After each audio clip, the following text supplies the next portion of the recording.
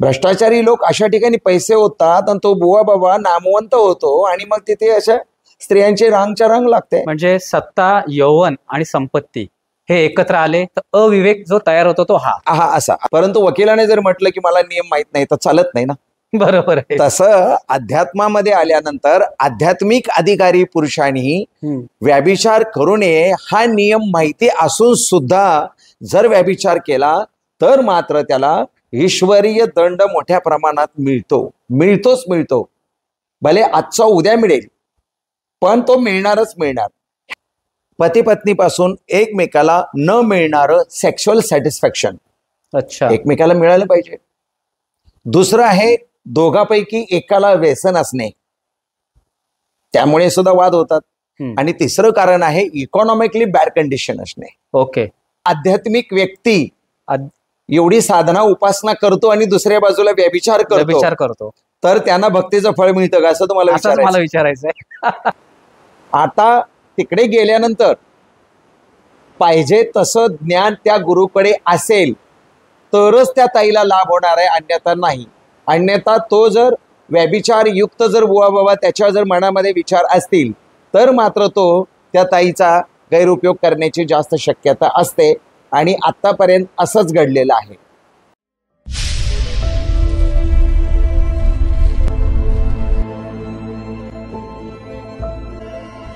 नमस्कार, मी सुनील साळवी. सर्वांना श्री स्वामी समर्थ. मित्रांनो, अध्यात्म, विज्ञान आणि परंपरा या यूट्यूब चॅनलमध्ये आपणा सर्वांचं स्वागत आहे. आज आपण एक अत्यंत महत्त्वाच्या विषयावर विचारमंथन करणार आहोत. नव्हे तर त्या विषयावर आचार्य कटके गुरुजी यांच्याकडून नेहमीप्रमाणे मार्गदर्शन घेणार आहोत. अर्थात आपल्या सोबत आहेत आचार्य कटके गुरुजी. गुरुजी, यूट्यूब चॅनलमध्ये आपलं स्वागत आहे. श्री स्वामी समर्थ. अध्यात्मामध्ये सगळ्यात महत्त्वाची चूक ही व्यभिचार समजली जाते आणि त्याच विषयावर गुरुजी आज आम्हाला मार्गदर्शन हवं आहे. भले भले ब्रह्मज्ञानी सुद्धा अगदी आत्मसाक्षात्कारपर्यंत पोहोचले, पण एका चुकीमुळे ते रसातळाला गेलेले आहे. आपण हा विषय केवळ एका संप्रदायापुरता, एका देवाच्या भक्तांपुरता मर्यादित नाही. अध्यात्मामध्ये जे सर्वजण कार्य करतात, जे सेवा करतात, त्या सर्वांसाठी हा विषय आहे. काय सांगाल ह्या व्यभिचाराविषयी? व्यभिचार, आध्यात्मिक सेवा, या विषयावर काय सांगाल?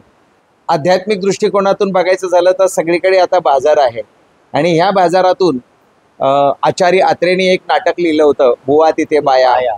तसा सगळीकडेच आपल्याला सर्रास, आणि ते सत्य आहे, बुवा तिथे बाया. त्याचं कारण असं आहे की स्त्रिया थोड्याशा हळव्या मनाच्या असतात आणि हळव्या मनाचे असल्यामुळे त्यांना असं वाटत असतं की आपल्या सांसारिक गोष्टीमध्ये कोणतंही संकट येऊ नये, अशी त्या ताईला सतत चिंता वाटत असल्यामुळे त्यांना असं वाटत असतं की आता आपल्याला दैविक चमत्कार काहीतरी होईल आणि एखाद्या बुवा बाबाकडे गेल्यानंतर ते आपल्याला काहीतरी आशीर्वाद देतील, ह्या हेतूने ते तिकडे गेलेले असतात. आता तिकडे गेल्यानंतर पाहिजे तसं ज्ञान त्या गुरुकडे असेल तरच त्या ताईला लाभ होणार आहे, अन्यथा नाही. अन्यथा तो जर व्यभिचार युक्त जर बुवा बाबा त्याच्या जर मनामध्ये विचार असतील तर मात्र तो त्या ताईचा गैरउपयोग करण्याची जास्त शक्यता असते आणि आतापर्यंत असंच घडलेलं आहे. देशातलं उदाहरण घ्यायचं झालं तर काही, आता नावं घ्यायला नकोत आपल्याला, पण काही उच्च पदावर असलेले लोक ते सुद्धा या विषयामध्ये गुंतलेले आपल्याला आढळून आलेले आहेत. उच्च पदावर म्हणजे आध्यात्मिक उच्च पदावर मी म्हणतो. अच्छा, अधिकारी लोक, ज्यांना महाराज म्हणायचा अधिकार आलेला आहे, ज्यांना आचार्य म्हणायचा अधिकार आलेला आहे, ज्यांना गुरुजी म्हणायचा अधिकार आलेला आहे, अर्थातच अशा लोकांजवळ ताई लोक जातातच. आणि जाणं काही गैर नाही आहे, परंतु तिथे शोषण होऊ नये याची सुद्धा ताई लोकांनीच जबाबदारी घेतली पाहिजे. कारण ताईंना हात जोडून एक विनंती आहे की आपण ज्यांच्याकडे जातोय मार्गदर्शनासाठी त्याचं सुद्धा आपण तोलमोल केलं पाहिजे. तो कोणत्या कॅटेगरीचा आहे, कोणत्या लायकीचा आहे, हे सुद्धा आपण ठरवणं गरजेचं आहे. बरोबर. कारण जर आपण नाही ठरवलं तर तो आपलं शोषण करणार आहे. बरोबर आहे. म्हणजे काय म्हणतात हिंदीमध्ये एक म्हण आहे, हा, खुद शिकारी के पास चला जाता है. तर असं जर असेल तर मग अडचण येणारच आहे. तर ते आपण सुद्धा काळजी घेतली पाहिजे. आणि आपल्याला सुद्धा कळलं पाहिजे की आपण ज्याच्याकडे जातोय तो व्यक्ती सदाचारी आहे का, व्यभिचारी आहे का, किंवा त्याची नजर आपल्याकडे कशी आहे हे बघितलं पाहिजे ना. बरोबर आहे. जर आपण नाही पडताळलं तर मग शोषण करणारे लोक काही कमी नाही. आणि मग अशा लोकांपासून मग अध्यात्मातले इतर चांगले आचार्य, गुरुजी किंवा साधू संत हे बदनाम होतातच आहेत ना. पण अध्यात्म बदनाम होते असं म्हटलं, अध्यात्म बदनाम कधीच नाही होणार नाही. कारण अध्यात्म वेगळी गोष्ट आहे आणि अध्यात्मामध्ये काम करणारे लोक वेगळे आहेत.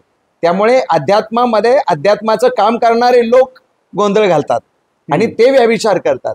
त्यामुळे ते व्यक्तिगत जातात. अध्यात्म कधीच बदनाम होणार नाही. जे आद्य आहे ते आद्य आत्मा आहे, त्यामुळे ते कधीच बदनाम होणार नाही. बरोबर आहे. कारण 60, 70, 80 वर्षाचं आयुष्य त्याच्यामध्ये कसं जगलं पाहिजे, कसं राहिलं पाहिजे हे आपल्यालाही कळलं पाहिजे आणि आपल्याला जे मार्गदर्शन करणारे आहेत त्यांना सुद्धा कळलं पाहिजे, तर ते टिकून राहील. अध्यात्म काही प्रमाणात बदनाम होईल, परंतु 100% अध्यात्म कधीच बदनाम नाही होणार. आध्यात्मिक व्यक्ती बदनाम होऊ शकतो. गुरुजी, पण एवढं लोकांना मार्गदर्शन केलं जातं, सत्य काय, असत्य काय, चुकीची गोष्ट कोणती, अयोग्य कोणती, सगळं सांगणारे लोक आहेत, त्यांच्याकडून सुद्धा ही चूक घडते.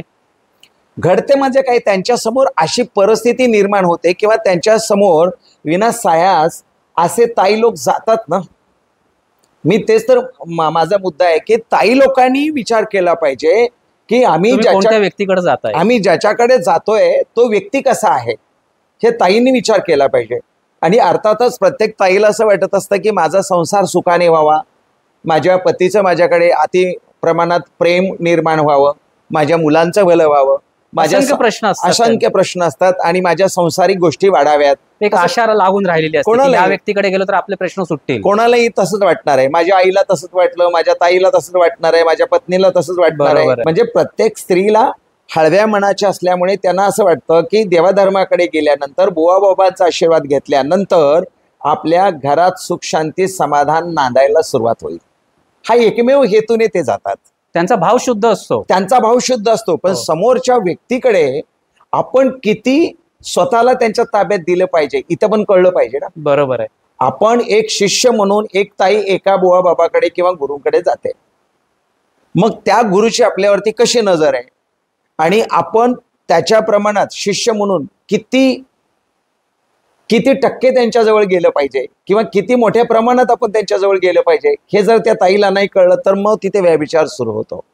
बरोबर आहे. फार वाईट परिस्थिती आहे, हे सत्य आहे, हे नाकारता येत नाही. त्या भक्ताने किंवा त्या ताईने स्वतः विचार करायला पाहिजे, तरच ह्या गोष्टी रोखल्या जातील.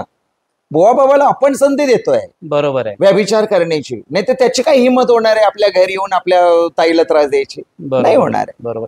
आता हे झालं अधिकारी पुरुषांच्या बाबतीत, परंतु जे भक्त आहेत, भाविक आहेत, साधक आहेत, सेवेकरी आहेत, काही आपण त्यांना म्हणू, जे दैनंदिन सेवा करतात, बरोबर आहे, तर त्यांच्याकडून सुद्धा व्यभिचार घडत असावा.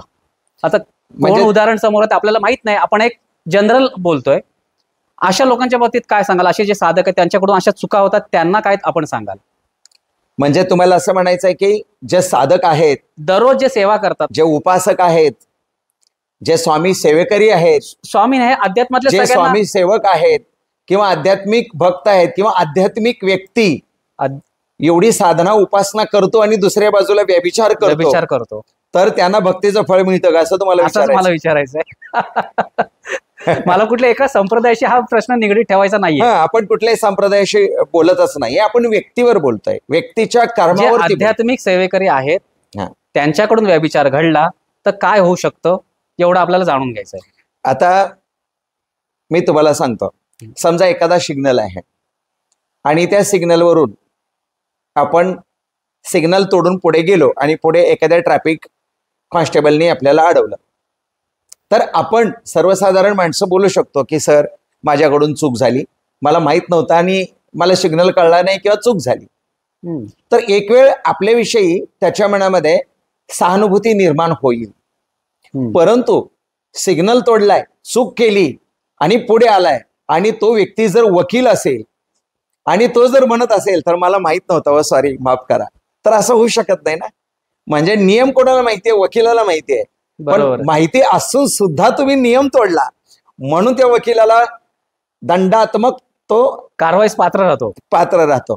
परंतु आपल्या सर्वसाधारण व्यक्तीला तुम्ही काय करता, अमुक अमुक करतो, ठीक आहे, म्हणजे तुम्हाला नियम माहित नव्हता त्यामुळे एवढा फाईन भरायनी जा. परंतु वकिलाने जर म्हटलं की मला नियम माहित नाही तर चालत नाही ना. बरोबर आहे. तसं अध्यात्मामध्ये आल्यानंतर आध्यात्मिक अधिकारी पुरुषांनी व्यभिचार करू नये हा नियम माहिती असून सुद्धा जर व्यभिचार केला तर मात्र त्याला ईश्वरीय दंड मोठ्या प्रमाणात मिळतो. भले आजचा उद्या मिळेल पण तो मिळणारच मिळणार. हा झाला एक ईश्वरी दंड. परंतु एका बाजूला खूप सेवा करतोय आणि दुसऱ्या बाजूला असे काही व्यभिचार करतोय, ती किंवा तो स्त्री लंपट असेल असेल, ती किंवा तो तर त्यांनी केलेली सेवा त्या व्यभिचारामध्येच निघून जाते, नष्ट होते. अच्छा, ह्याची पाठी कोरीच राहते. पाठी कोरीच राहते. कारण हे त्याचं जे केलेलं ते पाप म्हणू आपण त्याला, त्यांनी जे केलेलं किंवा दुष्कृत्य म्हणू, पाप म्हणू किंवा दुष्कृत्य म्हणू, त्यांनी जे केलेलं जे दुष्कृत्य आहे ते दुष्कृत्य लपवण्यासाठी त्याची सेवा खर्च होते. अच्छा, आणि ते सेवेतून जे पुण्य मिळालेलं आहे ते तिकडे खर्च होतं. म्हणजे याच्या मागे जी काही पिढा आहे जशीच्या तशीच राहते. आपण मागच्या व्हिडिओमध्ये सांगितलं होतं की आपण स्वामींकडे आल्यानंतर स्वामी काय म्हणतात, आधी मला तुझ्या पाठीमागचे दोष निवारण करायचे आहेत असं आपण स्वामी म्हणतात असं म्हटलं. मग इथे पण तोच नियम लागू होतो ना. मग इथे आपण स्वामींकडे जातोय, सेवा करतोय, किंवा कुठल्याही कृष्णाच्या मंदिरात जातोय किंवा रामाच्या मंदिरात जातोय किंवा कृष्ण भक्ती करणारे गुरु आहेत त्यांच्या सेवेमध्ये जातोय, राधा राधा राधा राधा जपतोय, कृष्ण कृष्ण कृष्ण राम राम राम राम राम राम जपतोय आणि इकडे व्यभिचार करतोय. म्हणजे सर्वात आधी अध्यात्मामध्ये गेल्यानंतर आपल्या पाठीमागची पीडा हटत असते. बरोबर आहे. आणि ती पीडा हटल्यानंतर मग त्यातून जे काही पुण्य जमा होतं, एनर्जी जमा होते, ते आपल्या संसारिक गोष्टीसाठी उपयोगी पडते. बरोबर आहे. असं गणित आहे. हो, बरोबर आहे. मग आता इथे काय होतंय की मी अध्यात्मात जातोय आणि अध्यात्मात कुठल्या तरी ताईची किंवा कोणाची तरी ओळख होते आणि तिथे व्यभिचार सुरू होतोय. म्हणजे आधीचे काही दोष आहेत, पीडा आहे, ते निवारण करायचं सोडून दुसरे दोष आपण अंगी लावतोय. आपल्या याच्यात भरच पडत जाते, ती आपल्या दोषांमध्ये दोष वाढीसाठी भर पडत जाते. बरोबर आहे. मग अजून दोष वाढतात.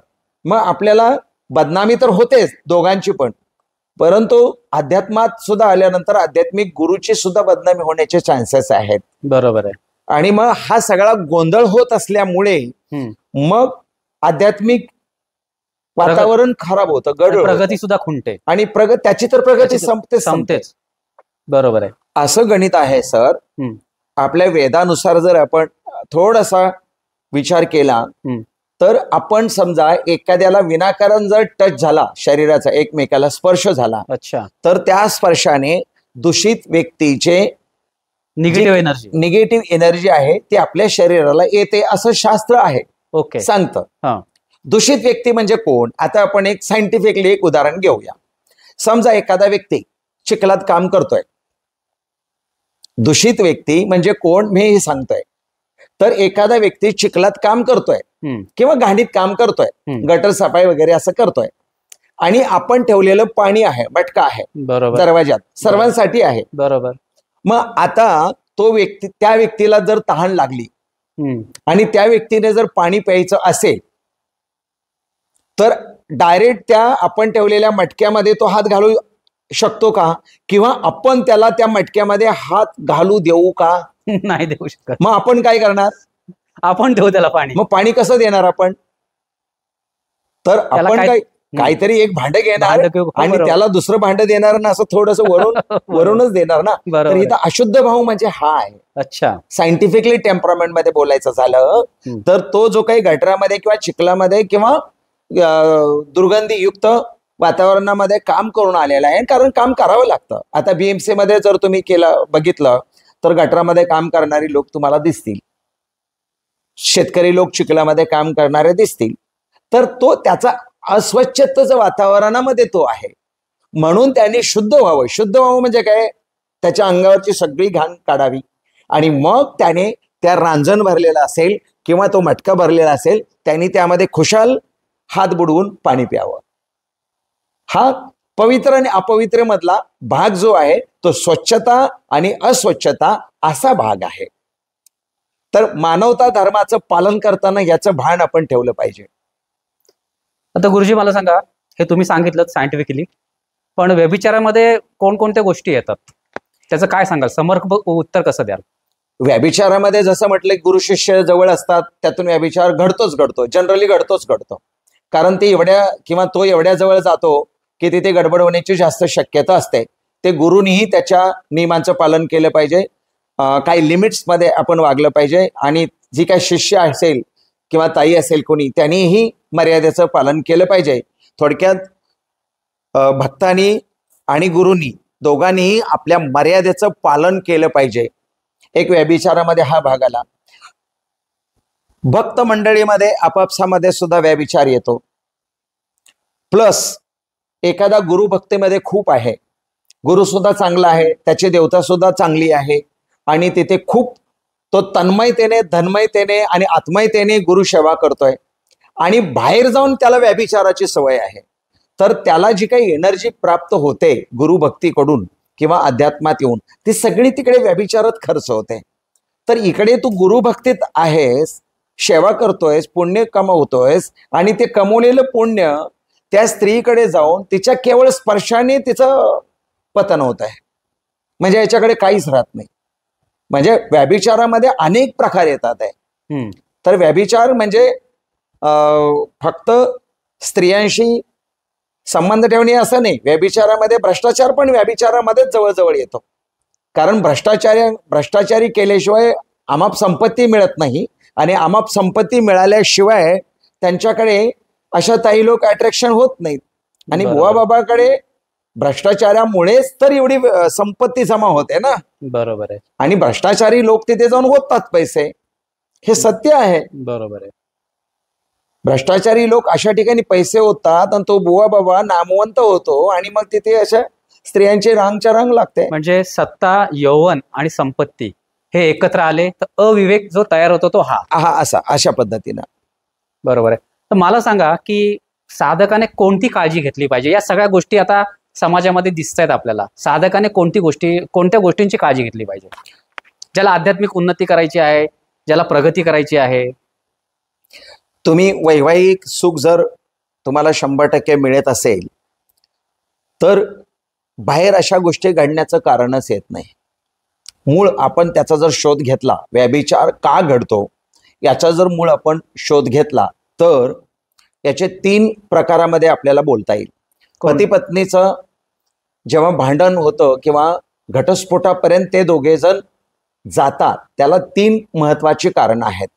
पैकी एक, पहिलं, पती पत्नीपासून एकमेकाला न मिळणारं सेक्शुअल सॅटिस्फॅक्शन. अच्छा. एकमेकाला मिळालं पाहिजे. दुसरं आहे दोघांपैकी एकाला व्यसन असणे, त्यामुळे सुद्धा वाद होतात. आणि तिसरं कारण आहे इकॉनॉमिकली बॅड कंडिशन असणे. ओके. तर हे 3 कारण जर एखादा बसत असेल तर पुढे जाऊन वातावरण गढूळ होतं. बाहेर जे घरात मिळत नाही ते अर्थातच बाहेर मिळवण्याचा ते प्रयत्न करतात, आणि त्यातून हे व्यभिचार सुरू होतात. आणि एकदा व्यभिचार सुरू झाला की मग ते मलिनच होत जातात. म्हणजे जसं मगाशी मी सांगितलं की एखादा घाणीमध्ये काम करणारा व्यक्ती आहे आणि त्याला ताण लागलेले, पण त्यांनी जर त्या रांजणामध्ये जर हात बुडवला तर ते पाणी गढूळ होण्याची शक्यता आहे. मग ते गढूळ पाणी इतरांना पण ते गढूळ पाणीच प्यावं लागेल. तसं एखाद्या आध्यात्मिक वातावरणामध्ये एखादी जरी गोष्ट अशी व्यभिचाराने घडली तर त्या संस्थेचं पूर्ण अख्खं नाव खराब होतं, आणि मग तिथे व्यभिचारी संस्था म्हणून एक ठप्पा लागला जातो. तेच कारण आहे ते. गुरुजी, आपल्याकडे अनेक लोक पत्रिका घेऊन येतात, मार्गदर्शन करतात. एखाद्याची पत्रिका मांडल्या त्याच्या जीवनात काय चाललेलं आहे, तो व्यक्ती कसा आहे, हे आपण एकदम परफेक्ट सांगतात. कोणते योग जुळल्यानंतर किंवा कोणते ग्रह जवळ आल्यानंतर असे व्यभिचार योग जुळतात, काय सांगाल? पत्रिकेत कळतं ना. पत्रिकेमध्ये लिहिलेलं असतं. जसं पितृदोष दिसतो, कुलदेवीचा दोष दिसतो, घराण्यातला दोष दिसतो, तसं व्यभिचारी योग आहे का नाही ते कळतं ना पत्रिकेमध्ये. समोरची व्यक्ती व्यभिचारी आहे की नाही पत्रिकेमध्ये कळतं. परंतु कसं असतं, आता तुम्हाला सांगतो, पत्रिकेमध्ये जनरली ज्योतिषशास्त्रानुसार मंगळ आणि शुक्र कोणत्याही घरामध्ये 1 ते 12 या कोणत्याही घरामध्ये जर आला मंगळ किंवा शुक्र, तर ते अशी व्यक्ती व्यभिचारी असतात. अच्छा. असा एक थप्पा लागलेला आहे. हा. परंतु माझं वैयक्तिक रीडिंग असं आहे, समजा धनस्थानामध्ये शुक्र आणि मंगळ एकत्रित असेल आणि गुरु बिघडलेला आहे, त्याच्यानंतर शुक्रही तो दूषित आहे. शुक्र मंगळ आणि शुक्र एकत्रित असून शुक्र सुद्धा दूषित आहे आणि तिथे सूर्य सुद्धा बिघडलेला आहे. तर अशा स्त्रियांच्या पत्रिका वेश्या प्रवृत्तीच्या असतात. अरे बापरे. म्हणजे वेश्यांची कशी पत्रिका असते ते मी तुम्हाला सांगितलं. अच्छा. तसंच अशी पत्रिका जर एखाद्या पुरुषाची असेल तर ते पुरुष सुद्धा त्याच कॅटेगरीचे असतात. अच्छा. हा. परंतु केवळ शुक्र आणि मंगळ एकत्रित आहे म्हणून त्याला व्याभिचारी आहे असं म्हणता येत नाही. त्याचं कारण आहे, जर त्याच्या पत्रिकेमध्ये जर गुरु स्ट्रॉंग असेल, जर त्याच्या पत्रिकेत गुरु स्ट्रॉंग असेल तर सर्व तो पत्रिकेला सांभाळून घेतो. अच्छा. तसंच सूर्य स्ट्रॉंग असेल तरी तो सांभाळून घेऊ शकतो. म्हणून एखाद्याच्या पत्रिकेमध्ये शुक्र आणि मंगळ आहे म्हणजे शक्यता असते व्याभिचाराची. मग त्याच कॅटेगरीचा जर जोडीदार असेल तर मात्र व्याभिचारी होत नाही. पण ते जर युवा अवस्थेत असतील किंवा ते स्ट्रॉंग असतील तर म्हणजे ग्रहांची अवस्था असते, बालावस्था, कुमारावस्था, युवा अवस्था, वृद्धावस्था आणि मृतावस्था. त्यामध्ये जर मृतावस्थेत शुक्र असेल, मृतावस्थेत मंगळ असेल तर ते शुक्र मंगळाची ताकदच चालत नाही, म्हणजे तेवढ्यापर्यंत ते पोहोचत नाहीत. अच्छा. तसे त्यांच्या मनामध्ये खूप विचार असतात, परंतु त्यांना तशी संधी कधी मिळत नाही. अच्छा. जे शुक्र आणि मंगळ युवा अवस्थेत आहेत आणि गुरु बिघडलेला आहे, मग त्यांच्या समोर अशी शिकार चालून येते आणि मग ते व्याभिचार करायला सुरुवात करतात. म्हणून म्हटलं ना, दोघांची पत्रिका एकसारखी असेल तर प्रॉब्लेम येत नाही. एकाची व्यभिचाराची आहे आणि एकाची चांगली आहे तर व्यभिचार करणार व्यभिचार करणारच, त्याच्या हातून तो गुन्हा घडणारच. हे असं होतच होतं. जीवनामध्ये एकदा तरी तो व्यभिचार होतो, तो बदनाम होतो अशा कामामध्ये. अच्छा. किंवा तो मनाने तरी मलिन असतो. अच्छा. म्हणजे वासनेचे अनेक प्रकार आहेत, त्यापैकी एक डोळ्यांनी बघितलेली वासना, प्रत्यक्ष भोग भोगून संपवलेली वासना, तोंडाने बोलून तयार केलेली वासना, कानाने ऐकून एखादी गोष्ट ऐकलेली वासना, शमविणे, असे प्रकार असतात.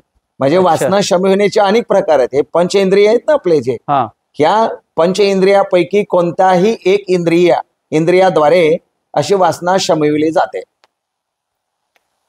मग अशा व्यक्तीला आपण डायरेक्ट असं सांगू शकत नाही, ते तुमच्या लक्षात आलेलं असतं. मग त्याला आपण मार्गदर्शन कसं करतो? म्हणूनच त्याला साधनेमध्ये आणावं लागतं आणि त्याला रियालिटी अशी समजून सांगावी लागते, किंवा त्याला समजून सांगावं लागते की बाबा रे, तुझ्या पत्रिकेत असे असे योग आहेत, त्यामुळे तुझ्या हातून असं काहीतरी घडण्याची शक्यता आहे, तर तुझ्यामुळे तुझ्या जोडीदाराला त्रास होऊ देऊ नको, ही तुझी जबाबदारी. आणि असं जेव्हा आपण बिफोर मॅरेज काउन्सिलिंग करतो तेव्हा त्यांचे विवाद टिकलेले आहेत, हे मी स्वतः बघितलेलं आहे. जेव्हा प्रेम प्रकरण करून माझ्याकडे येतात आणि आल्यानंतर मला असं दिसतं की त्यांच्या पत्रिकेमध्ये अडचणी अशा आहेत म्हणून आम्ही विवाह, म्हणजे 32 गुण आहेत, 32 गुण आहेत, 34 गुण आहेत, 30 गुण आहेत, तरी त्यांचे डिवोर्स होतात. परंतु इथे 17-18 गुण आहेत आणि त्यांच्या पत्रिकेमध्ये व्याभिचार योग आहे, दोघांचे विवाहस्थान डॅमेज आहेत, म्हणून आम्ही त्याला लग्न करू नको असं सांगतोय. तरी पण ते म्हणतात की नाही, आम्हाला लग्न करायचंच आहे. तरीही त्या अवस्थेत सुद्धा आम्ही त्यांना बिफोर मॅरेज काउन्सिलिंग जेव्हा करतो आणि त्यांच्या समोर सत्य मांडतो की लग्नानंतर तुमच्या आयुष्यात अशा अशा घटना घडणार आहेत, तर तुझ्यामुळे तुझ्या जोडीदाराला त्रास होऊ देऊ नको, ही तुझी जबाबदारी आहे. पण गुरुजी, असे विवाद टिकतात का नंतर? मग जेव्हा त्यांना कळतं की माझ्यामुळे असं होण्याची शक्यता आहे तर ते अलर्ट राहतात. पण समजा दोघांचेही विवाहस्थान डॅमेज झालेले आहेत आणि असे योग आलेले आहेत, त्यांनी विवाह केला, टिकतात विवाह? बघा कसं असतं की ऍक्सिडेंट कधी होतो, ऍक्सिडेंट म्हणतोय मी, जे ऍक्सिडेंटली जे काही घटना घडतात त्यामुळेच डिवोर्स होण्यापर्यंत जातो ना एखादा व्यक्ती, नाहीतर असं जातच नाही ना. एखाद्या पुरुषाचा व्यभिचार झाला किंवा स्त्रीचा व्यभिचार झाला, जनरली याच्यावरच जास्त डिवोर्स होतात. म्हणजे 3 कारण मगाशी सांगितलेली 3 कारण, त्यापैकीच एखादं कारण असू शकतं. परंतु जर जोडीदाराला कळलं की ह्या तिन्हीपैकी एक गुरुजींनी आधी कारण सांगितलेली होती आणि त्यापैकी हे आता सुरू झालेलं आहे, तर आपण दोघांनी मिळून याचं सोल्युशन काढलं पाहिजे.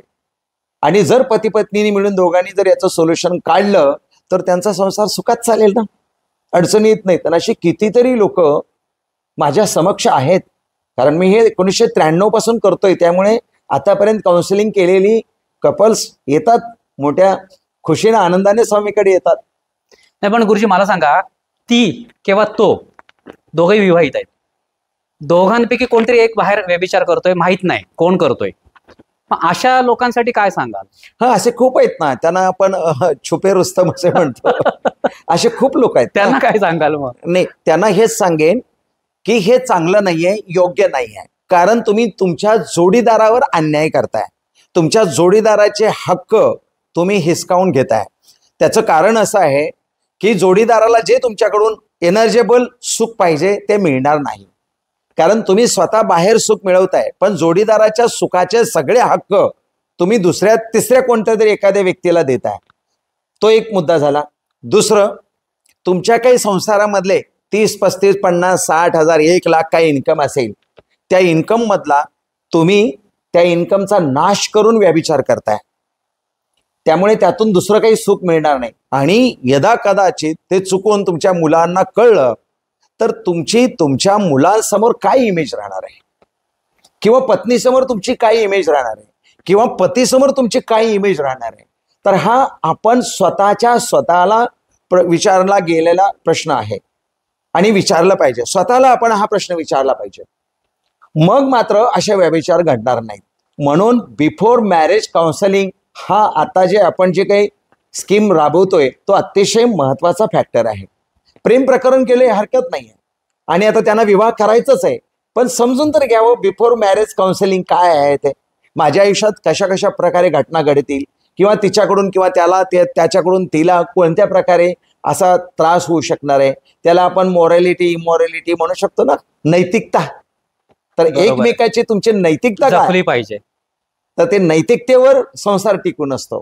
पण समजा पत्नीला संशय आहे किंवा पतीला संशय आहे, आणि दोघांपैकी कोणीतरी एकाने पत्रिका दाखवली तुम्हाला, आणि त्याच्यामध्ये समजलं की ती व्यभिचार करते किंवा तो व्यभिचार करतो, मग हे सुद्धा घटस्फोटाचं कारण ठरू शकत नाही? समजल्यानंतर ठरतं ना. त्यावेळी आपण काय? नाही, आम्ही सांगत नाही. एक समजा पती पत्नी दोघे जण आलेले आहेत, आणि दोघांच्या एकामध्ये जर असा असेल योग, तर आम्ही ज्या व्यक्तीच्या पत्रिकेमध्ये असा योग आहे नाही, थांबा, एकत्र नाही. समजा पतीला संशय आहे पत्नीविषयी, तो तुमच्याकडे तिची पत्रिका घेऊन आला, आणि ती पत्रिका पाहून आपल्याला कळलं की ही काहीतरी व्यभिचार करते, आणि त्याला तुमच्या माध्यमातून कळलं की आपली पत्नी बाहेर असे उद्योग करते. आम्ही सांगत नाही. असं संसार तोडण्याचं काम आपण अद्याप केलेलं नाही, आणि आम्ही सांगतही नाहीये.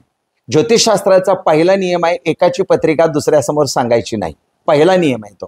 ज्योतिषशास्त्रामध्ये अजून एक दुसरा नियम आहे, एखाद्याचा मृत्यू सांगायचा नाही. चुकीच्या ज्या गोष्टी आहेत त्या नाही सांगायच्या, कारण ज्याच्यापासून त्यांना एकमेकाला नुकसान होईल किंवा दुःख होईल अशी कोणतीही गोष्ट सांगायची नाही. मग अशा पती पत्नीला आपण समुपदेशन कसं करता? हा, ते आता मुख्य मुद्द्यावर मी तुम्हाला थांबवलं होतं, आता तुम्ही कंटिन्यू करा. आता आपण मुख्य मुद्द्यावरती आलो. जर असं काही असेल, समजा दोघे कपल आले, आणि त्यामध्ये जर एखादा जर आम्हाला दिसलं की मुलीच्या पत्रिकेत किंवा जोडीदाराच्या पत्रिकेत असा योग आहे, तर आम्ही काय करतो की त्या एका व्यक्तीला बोलवतो. अच्छा, हा, त्यांना बाहेर बसवतो, किंवा एका व्यक्तीशी बोलतो की तुमच्या पत्रिकेत असा असा योग मला दिसतोय, जर आपलं असं दुराचरण असेल तर आपण स्वतःला सांभाळावं आणि आपल्या स्वतःच्या संसाराकडे लक्ष द्यावं. आम्ही त्यांना एकट्याला काउन्सिलिंग करतो.